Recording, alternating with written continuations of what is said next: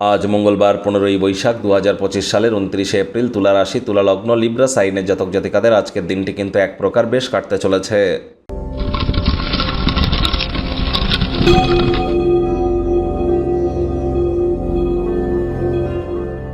ভিডিওটি শুরুতেই স্ক্রিনে আপনারা দেখতে পাচ্ছেন হনুমানজির প্রণাম মন্ত্র।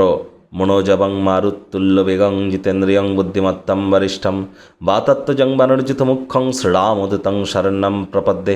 এটি আজ আপনারা স্নান করবার পর পঞ্চমুখী হনুমানজির একটি ছবি দক্ষিণ দিকের বা পূর্ব দিকের দেওয়ালে রাখুন। স্নান করবার পর একটু ধূপ দেখিয়ে প্রথমে সীতামাইয়া রামজির নাম জপ করুন।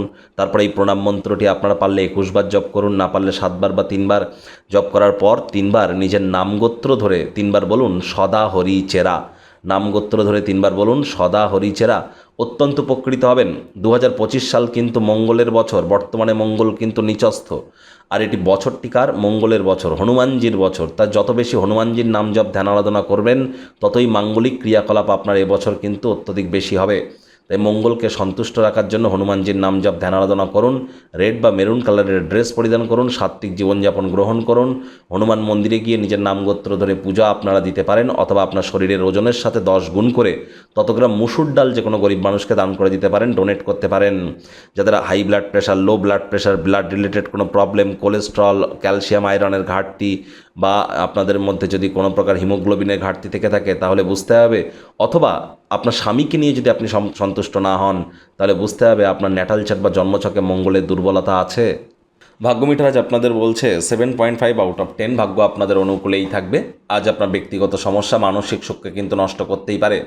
আজ আপনার মানসিক দৃঢ়তাকে বৃদ্ধি করবার জন্য যোগব্যায়াম, ধ্যান, প্রাণায়ামের সাহায্য নিতে পারেন, অথবা আকর্ষণীয় কোনো পড়াশুনো করতে পারেন। ইন্টারনেট অফ থিংসের মধ্য দিয়ে কোয়ালিটি টাইম পাস করতে পারেন।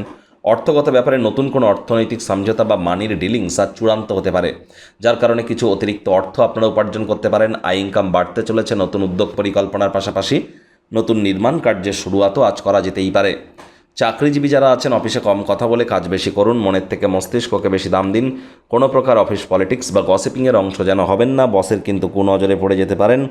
রাজনীতিবিদ যারা আছেন, জনসংযোগ বৃদ্ধি করুন। কঠোর কায়িক পরিশ্রমের কোনো বিকল্পই কিন্তু নেই।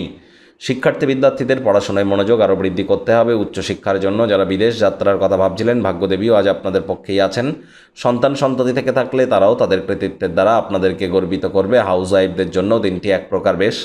প্রেমিক প্রেমিকা, স্বামী স্ত্রী উভয়ের ক্ষেত্রেই বলবো, না ভাব ভালোবাসা, রোম্যান্স, না তর্ক বিতর্ক, অশান্তি, কোনোটাতেই বাড়াবাড়ি যেন করবেন না। অন্যান্য দিনের ন্যায় আজকের দিনটিকে সাধারণ হিসাবে ট্রিট করবার আপ্রাণ প্রচেষ্টা করুন।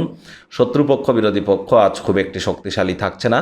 পরিবার, পরিজন, নিকটে স্থানীয় ব্যক্তিবর্গ, বন্ধু স্বজন সকলের সাথেই ভাব ভালোবাসা বাড়বে। পরিবারের প্রতি সকল প্রকার দায়িত্ব সঠিক সময়ের মধ্যে সুনিপুণভাবে পালন করতে চলেছেন। আজ পরিবারের লোকজনদের এও বোঝাতে পারেন যে আপনি তাদের ভালোবাসেন, কেয়ার করেন, পরোয়া করেন। আজ কোনো এক বন্ধুর অনুপস্থিতি তার সৌরভ কিন্তু আপনাদেরকে অনুভব করাতে পারে। কর্মক্ষেত্রে প্রশংসার পাত্রপাত্রী হতেই পারেন।